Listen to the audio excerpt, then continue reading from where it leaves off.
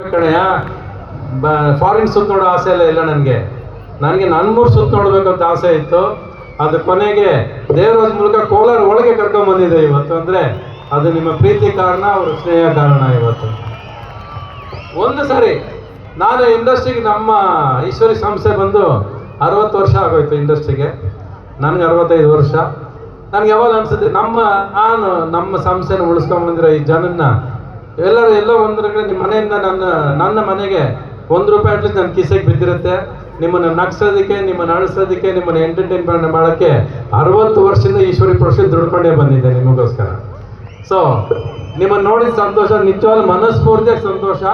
ನಾನು ಪ್ರತಿ ಸಾರಿ ಹೇಳ್ತೀನಿ, ನಿಮ್ಮನ್ನು ನೋಡಿದಾಗ, ನಿಮ್ಮ ಮುಖದಲ್ಲಿ ನಗು ನೋಡಿದಾಗ ನನಗೆ ನಮ್ಮ ಅಪ್ಪ ಅಮ್ಮ ನೆನಪಾಗ್ತಾರೆ. ನನಗೆ ಅದರಷ್ಟು ದೊಡ್ಡ ಸಂತೋಷ ಯಾವತ್ತೂ ಸಿಗೋದಿಲ್ಲ.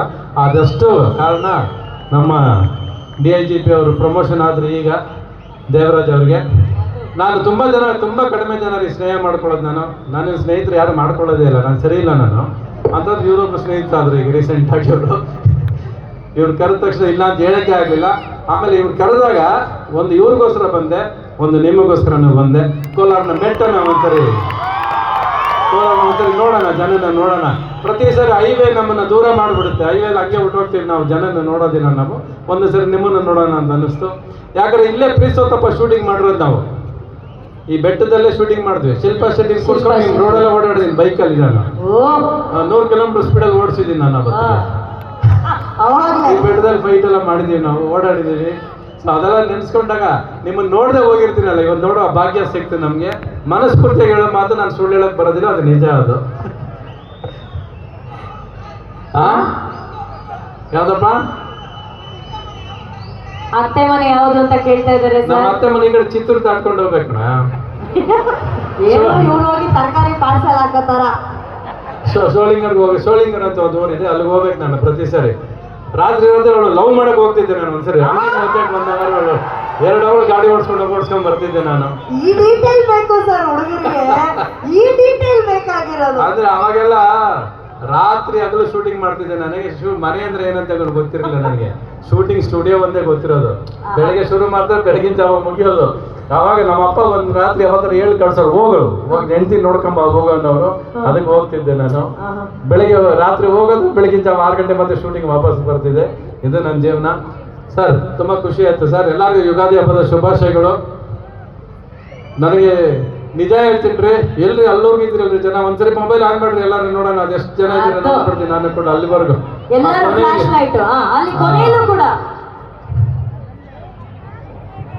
ನೋಡಿ ಸರ್, ಎಲ್ಲರ ಜೀವನ ಇದೆ, ಇಷ್ಟೇ ಬೆಳಗ್ಲಿ ಸರ್. ಎಲ್ಲರೂ ಇಷ್ಟೇ, ನಿಮ್ಮ ಮನೆ ಹಿಂಗೆ ಬೆಳಗ್ಲಿ. ಯುಗಾದಿ ಸಂತೋಷ ತರಲಿ ನಿಮ್ಮ ಮನೆಯಲ್ಲಿ. ಈ ಮೊಬೈಲ್ ಏನ್ ಗೊತ್ತಾ, ಇವತ್ತು ಆನ್ ಮಾಡಿದ್ರ ಮನೆ ಒಳಗೆ ಹೋಗ್ಬಿಟ್ಟು 8 ಗಂಟೆ ಮೇಲೆ ಆಫ್ ಮಾಡ್ಬಿಡ್ರಿ. ಇನ್ಮೇಲೆ ಆನೇ ಮಾಡಬೇಡ್ರಿ ನೀವು ಯಾರು. ಆಗ ನೋಡಿ ನಿಮ್ ಜೀವನ ಇನ್ನೂ ಬೆಳಗ್ತಾ ಇರುತ್ತೆ. ಇದಕ್ಕಿಂತ ಒಳ್ಳೆ ಬೆಳಕು ಕೊಡುತ್ತೆ ಮನೆಗೆ.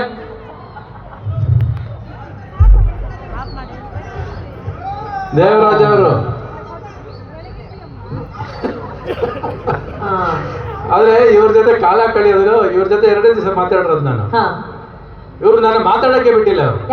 ಅಷ್ಟು ವಿಷಯ ಹೇಳ್ತಾರೆ, ಹೇಳ್ತಾನೆ ಇರ್ತಾರೆ. ಎಷ್ಟು ನಾಲೆಡ್ಜಬಲ್ ಇವ್ರು ಅಂದ್ರೆ, ಇವ್ರನ್ನ ಕೂರ್ಸ್ಕೊಂಡು ಒಂದು ಸಿನಿಮಾ ಕಥೆ ಮಾಡ್ಬೋದು ನಾವು ಆಕ್ಚುಲ್ ಆಗಿ. ಎಷ್ಟು ವಿಷಯಗಳು ಹೇಳ್ತಾರೆ, ಎಷ್ಟೊಂದು ವಿಷಯಗಳು ಹೇಳ್ತಾರೆ. ನನಗೆ ಐ ಆಮ್ ಗಾಡ್ ಸಿನಿಮಾ ಅಂತ ಮಾಡ್ತಾ ಇದ್ದೀನಿ ನಾನು. ಅದು ಸ್ವಲ್ಪ ಇವ್ರಿಗೆಲ್ಲ ಪೊಲೀಸ್ನವ್ರಿಗೆಲ್ಲ ಅಂಥದ್ರಲ್ಲಿ ಅವ್ರನ್ನ ಕೂರ್ಸ್ಕೊಂಡು ಕೆಲವು ವಿಷಯಗಳೆಲ್ಲ ತಿಳ್ಕೊಂಡಿದ್ದೀನಿ ನಾನು. So very knowledgeable and very lovable person. ತುಂಬ ಬಹುಶಃ ಅವರು ಫಸ್ಟ್ ಆಫ್ ಆಲ್ ಯಾವುದೇ ಒಂದು ಕೆಲಸ ಮಾಡ್ಬೇಕಾದ್ರೆ ಒಂದು ಒಳ್ಳೆ ಗುಣ ಬೇಕು ಅಂತ ಹೇಳ್ತಾರೆ. ಒಂದು ಒಳ್ಳೆ ಉದ್ದೇಶ ಇರ್ಬೇಕು, ಒಂದು ಒಳ್ಳೆ ಗುಣ ಇರ್ಬೇಕು. ನಮ್ಮೂರು ಅಂತ ಹೇಳಿದ್ಮೇಲೆ ಇವ್ರು ಹತ್ರ ಆಗೋದಕ್ಕೆ ಇನ್ನೊಂದು ಕಾರಣ ಇದೆ. ಇವ್ರು ಶಿವನ್ ಭಕ್ತರು. ಇವರು ಅದು ಶಿವ ನಿಮ್ಮನ್ನ ಶಿವನ್ ಭಕ್ತ ಅಂದ್ರೆ ನನ್ನ ಜೊತೆ ಸೇರ್ಲೇಬೇಕು. ನಾನು ಅವ್ರ ಜೊತೆ ಸೇರ್ಲೇಬೇಕು. ಅವ್ರು ಹೇಳ್ತಾರೆ, ನಮ್ಮ ಶಿವನ್ ದೇವಸ್ಥಾನ ಕಟ್ಸಿದೀನಿ ಸರ್, ನೆತ್ತಿ ಮೇಲೆ ಯಾವಾಗಲೂ ಸೂರ್ಯ ಕರೆಕ್ಟಾಗಿ 6 ಗಂಟೆಗೆ ಬೀಳ್ತಾನೆ ಅಂತ. ಕರೆಕ್ಟಾಗಿ ನಮ್ಮ ಮನೆ ಒಳಗೆ ಸೂರ್ಯ ಬೆಳಗ್ತಾನೆ ಸರ್. ಅವನ ದಿನ ಬೆಳಗ್ಗೆ ನಾನು ನೋಡಿದೆ, ದಿನಾನೇ ಸ್ಟಾರ್ಟ್ ಆಗಲ್ಲ ನಂದು ಸೂರ್ಯನ ನೋಡಿದೆ. ಸೊ ಅಲ್ಲ ಲಿಂಕ್ ಇದೆ ನಮಗೆ. ಶಿವನೇ ನಮ್ಮನ್ನು ಸೇರಿಸಿರೋದು ಕೂಡ. ಇನ್ನೊಂದಷ್ಟು ಒಳ್ಳೆಯ ದಿವಸಗಳು ಇದೆ ನಿಮಗೆ. ಇನ್ನೊಂದು 2 ವರ್ಷ ಆದ್ಮೇಲೆ ಸಾರಿ ಏನೋ ಮಾಡ್ತಾರೆ ಅನ್ಸುತ್ತೆ ಇವರು. ಆಮೇಲೆ ಇವರೊಂದು ಎಜುಕೇಶನ್ IPS IAS ಮಾಡಿ ಹೈಯೆಸ್ಟ್ ಸ್ಟೂಡೆಂಟ್ಸ್ ಪಾಸ್ ಆಗಿರೋದು IPS IAS ಅಂದ್ರು ಅಲ್ವಾ ಸರ್?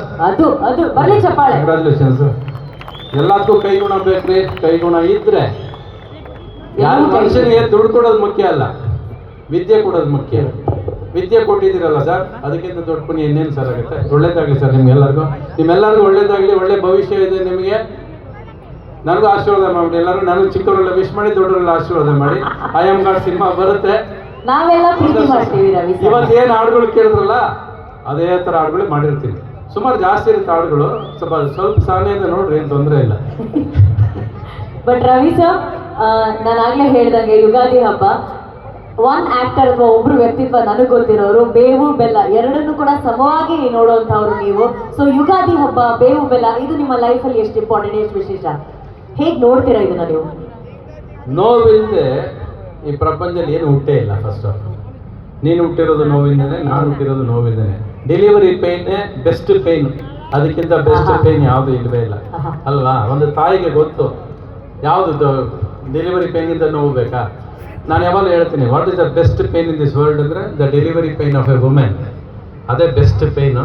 ಬೆಸ್ಟ್ ನಗು ಯಾವುದು ಅಂದರೆ ಆ ತಾಯಿ ಪಕ್ಕದಲ್ಲಿ ಆ ಮಗುನ ತೊಗೊಂಡು ಕೂಸು ಕೊಟ್ಟಾಗ ಆ ಕಣ್ಣೀರು ಹಾಕ್ತಾ ಒಂದು ನಗು ಕೊಡ್ತಾಳಲ್ಲ, ಅದೇ ಬೆಸ್ಟ್ ನಗು ಅಂತ ಹೇಳೋದು ನಾನು ಯಾವಾಗಲೂ. ಯುಗಾದಿ ಅಂದರೆ ಅಷ್ಟೇ ರೀ, ಬರೀ ಯುಗಾದಿ ಒಂದು ದಿವಸ ಅಲ್ಲ, ಯುಗಾದಿ ಒಂದು ದಿವಸ ಅಲ್ಲ, ನೀವು ಚೆನ್ನಾಗಿರ್ಬೇಕಾದ್ರೆ ಬೇಕು ಜೀವನದಲ್ಲಿ.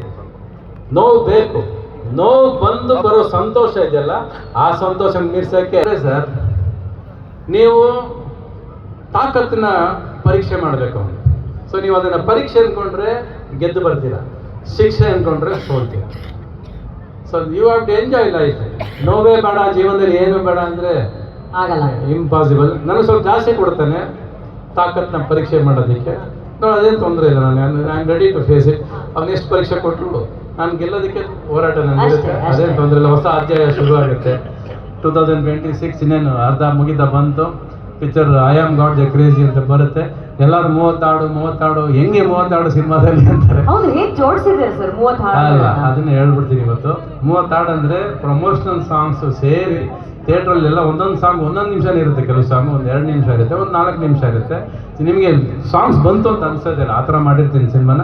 ನೋಡಿ ನಿಮ್ಗೆ ಮಜಾ ಕೊಡುತ್ತೆ. ನೀವೆಲ್ಲ ಸಿಪಾಯಿ ನೋಡಿದ್ದೀರಾ, ಇಲ್ಲೆಲ್ಲ ಮೆರೆಸಿದ್ದೀರಾ ಸಿನಿಮಾ, ಕಡಿಮೆ ಮೆರೆಸಿದ್ದೀರಾ ಸಿನಿಮಾ. ಇಲ್ಲೆಲ್ಲ ದಾಖಲೆ ಮಾಡಿದ್ದೆ ಸಿನಿಮಾಗಳು. ಇದು ತೆಲುಗು ಏರಿಯಾ ಅಂತ ಹೇಳೋರು ಅವಾಗ. ಬಟ್ ಸಿಪಾಯಿ ಬೆಲ್ಲ ಇಲ್ಲಿ ಬಂದು ನೀವು ಲೆಕ್ಕ ನೋಡಿ ಹೆಂಗ್ ನೋಡಿದ್ದೆ ಕೇಳಿ, ಇವ್ರು ಹೇಳ್ತಾರೆ ಎಲ್ಲರೂ ಹೆಂಗ್ ಹೋಗಿದೆ ಸಿಪಾಯಿ ಎಲ್ಲ. ಇಲ್ಲಿ ಸಿಪಾಯಿ ರಣಧೀರ ಎಲ್ಲ ಕೋಲಾರ ಡಿಸ್ಟ್ರಿಕ್ಟ್ ದಾಖಲೆ ಮಾಡಿದ್ದು. ಯೂಶಲ್ ಆಗಿ ಅವಾಗ ಪಾವಗಡ ಅಂತ ಹೇಳೋರು. ಪಾವಗಡ ಕನ್ನಡ ಸಿನಿಮಾ ಟಚ್ ಆಗುತ್ತೆ ಅಂತ ಹೇಳೋರು. ಅಂಥ ಟೈಮಲ್ಲಿ ರಾಮಾಚಾರಿ ಅಂತ ಸಿನಿಮಾ ಬಂದಾಗ ಪಾವಗಡ ದಾಟಿ ಆಂಧ್ರ ಒಳಗೆ ನುಗ್ಗಿದ್ದು ಕನ್ನಡ ಸಿನಿಮಾ. ಅದು ನಮ್ಮ ಸಿನಿಮಾಗಳು. ಒಟ್ಟಿನಲ್ಲಿ ನನ್ನ ಬೆಳವಣಿಗೆಗೆ, ನನ್ನ ಇಷ್ಟು ದೂರ ಬರೋದಕ್ಕೆ ನೀವೆಲ್ಲ ಕೂಡ ಕಾರಣರಾಗಿದ್ದೀರಾ. ಎಲ್ಲ ಒಂದೊಂದು ಹೆಜ್ಜೆ. ಬಟ್ ನಿಮ್ಮ ದೊಡ್ಡ ಹೈವೇ ಮಾಡಿ ಊರುಗಳ ಜನಗಳಿಂದ ದೂರ ಮಾಡಾಕ್ಬಿಟ್ರಿ ಸರ್ ನೀವೆಲ್ಲ ಸೇರ್ಕೊಂಡು, ಗೌರ್ಮೆಂಟ್ ಅವರು. ಎಲ್ಲ ಒಂದು ಕಡೆ ಸಿಟಿ ಒಳಗೆ ಈಗ ಒಂದ್ಸರಿ ಬಂದು ಈಗ ಒಂದು ಮೆಲ್ಕ್ ಹಾಕ್ಬಿಟ್ಟು ಹೋದ್ರೆ, ಈ ಪ್ರೀತಿ ಈ ಪ್ರೀತಿನ ಹಪ್ಕೊಂಡು ಹೋದ್ರೆ ನಮ್ಮ ಜೀವನ ಇನ್ನೊಂದಷ್ಟು ಬೆಳಗುತ್ತೆ ಅಂತ ಹೇಳ್ತಾ ನನ್ನ ಮಾತು ಮುಗಿಸಿ ನಮಸ್ಕಾರ. ಅಲ್ಲ ರವಿ ಸರ್.